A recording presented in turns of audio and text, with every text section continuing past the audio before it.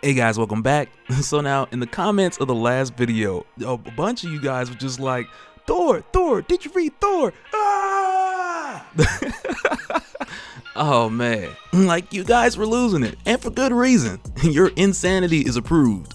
And yes, I read it the day it came out, and I strongly recommend, like if you haven't already, get the director's cut, because there's a lot of amazing art in there as well, like extra variants and all that. iPad wallpapers all day. So let's jump right in. But first, if you're new to the channel, be sure to subscribe to catch the spills every week, and don't forget to hit that bell up top so we can squat up in the comments for the first hour. Alright, so hopping right in, we start with Mjolnir just flying through deep space, out from the darkness, and what appears to be Silver Surfer Black narrating this as Mjolnir flies through. The Surfer narrates about Mjolnir giving this announcement, which originates from Asgard's new king, King Thor, and it travels through the 10 realms, and much of which shown like your aftermath of War of Realms. But with Mjolnir flying through, Thor's giving his announcement to everyone, saying that the old king is gone, and the ways of going back and forth with different wars throughout thousands of years, that's gone as well. And though we're given just like parts of this speech, I'm pretty sure it's much longer than what we see.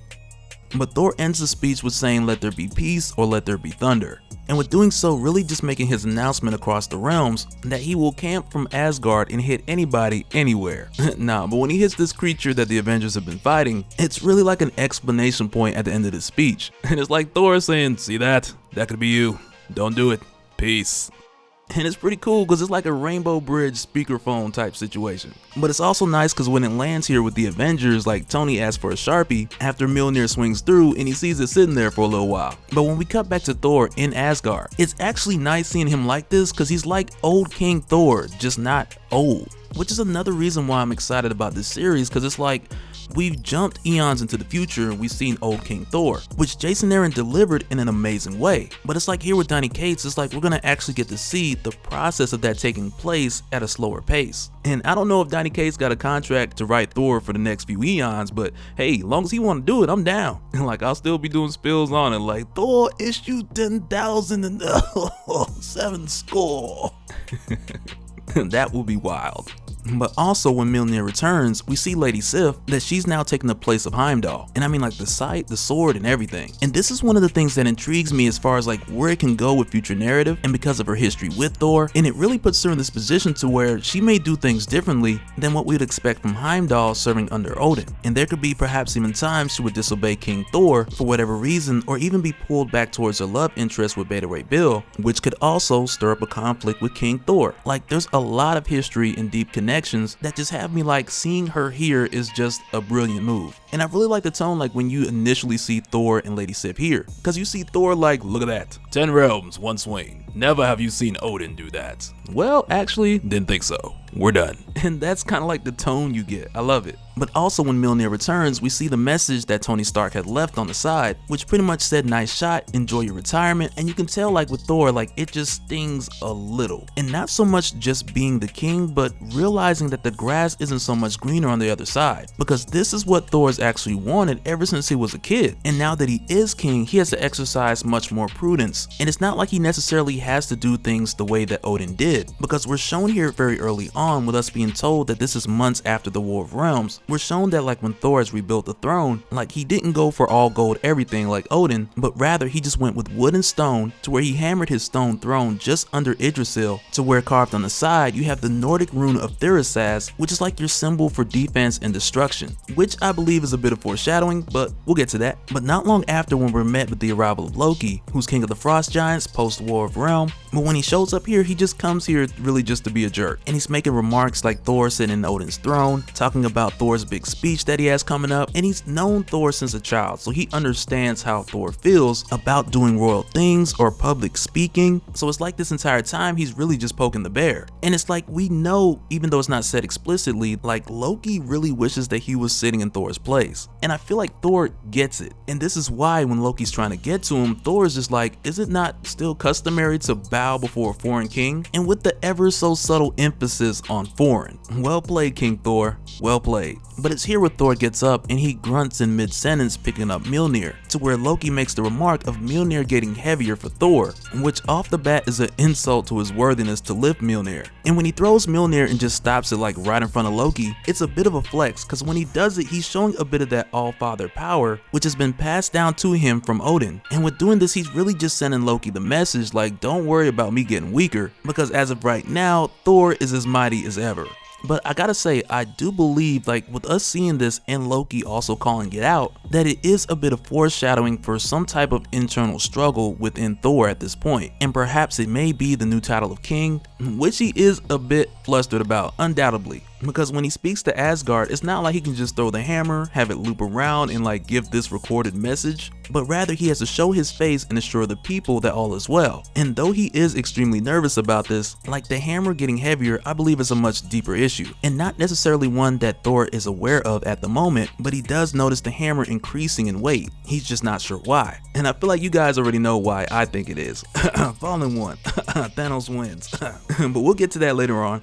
But while Thor's here about to give a speech to Asgard, which he has practiced in the mirror with just like him and Mjolnir, like for a good minute trying to get ready, but when he steps out here to give this speech, Galactus just lands on the whole community, bruh. Like, just look at this poor lady, looking like a griefer just entered the lobby. But when Galactus lands here, like he is messed up, his arm's missing, and it just has me thinking like, man, does Donny Cates not like Galactus? And I'm not saying that's a definite thing, I'm just curious. Because in Thanos Wins, Galactus landed with a hole in his torso, looking for Reed Richards, ran into Frank Castle. Then he gave Frank Castle the power to help him go back and defeat who did this to him, and he went back and got decapitated. And only to soon after that become a piece of furniture. And I mean, fast forward to Cosmic Ghost Rider, like, you know, actually went back in time. So fast forward, rewind, I don't know where to go. But in Cosmic Ghost Rider, things were pretty chill for him.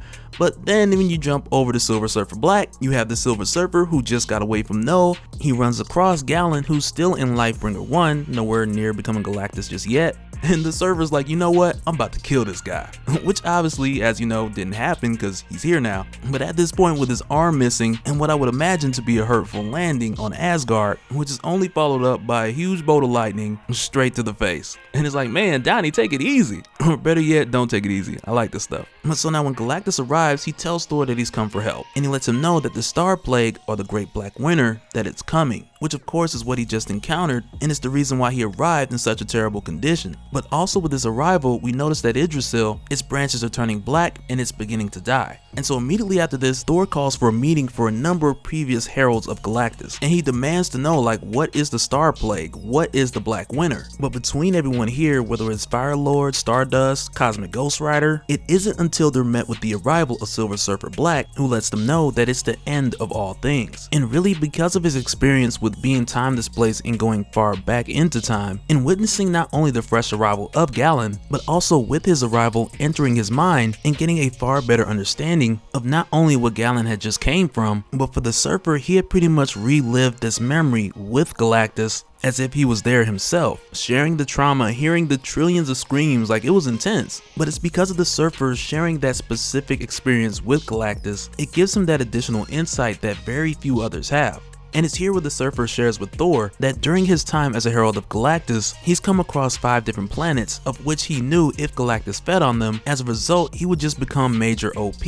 And this is something that we may see connect with this new Silver Surfer, whose essence has been spread across the galaxy and has changed things from his last encounter with Null up until today. But with revealing these 5 different worlds to Thor, he also lets him know that now is the time that he takes Galactus to these worlds so that he'll be powerful enough to face the Star Plague. And the Surfer volunteers himself as the Herald to take Galactus to these worlds. And of course, you know, Thor's been looking for action, so he's like, okay, let's go, let's get it. But even still, it's like in the back of Thor's mind, there's something that you can tell is like still bothering him, which is likely something that we'll see resurface at a later date. But for now, I just gotta give him props to the Asgardian washcloth that can just remove Sharpie ink with one swipe. Like, that is no small feat. Like, is it the Uru metal thing? Like, or is it just brute strength? Is it like Asgardian Lysol? Who knows? And so when they meet back up with Galactus, first, Galactus already knows what the Surfer has revealed to Thor and the others. And it's here where he further explains to all of them that the Star Plague is perceived differently to everyone who looks upon it, much like himself. himself. And for the Star Plague, like when you see it, it'll appear to you in the form of your own death. And with Galactus having seen it twice, the first time as a great darkness, which he had barely escaped when he entered into this universe, but the second time he had seen it, which was just now before coming here, it appeared to him as Thor. And he just blasts Thor. And it's here where the Surfer is like, wait, like don't kill him, which is very reminiscent of that moment where the Surfer who met Galactus at his arrival millions of years ago, to where in Silver Surfer Black his first thought was to kill him so that later on Galactus would not become the bringer of death. But of course at the time with the Surfer changing his mind because he knew this would be the beginning to him going down a path which he did not want to go, it's almost like now in this moment Galactus remembers that conversation. In this moment with him not even having the intention of killing Thor, who he's already seen to be the cause of his own death, but rather than even attempt to kill him, he then makes Thor his herald and he tells him, we're gonna face the Black Winter together, and when we're done you're gonna be close, so that this way Galactus and Thor can have the same conversation like he had with the Silver Surfer millions of years ago. And I gotta tell you man, Donny Cates hitting us with King Thor,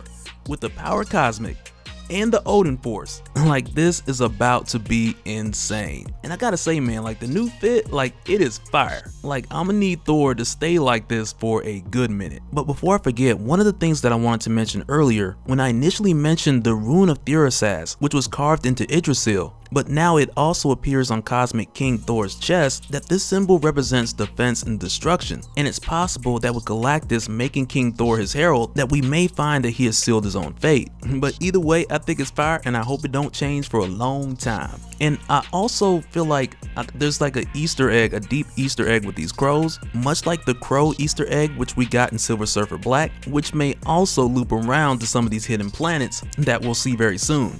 But before we go guys, I also want to give a quick shout out to all the Patreons. Thank you all once again for your support, and whether great or small, you all are a huge help to keeping this channel going. So a huge thanks to each and every one of you from the bottom of my heart. You guys are truly amazing.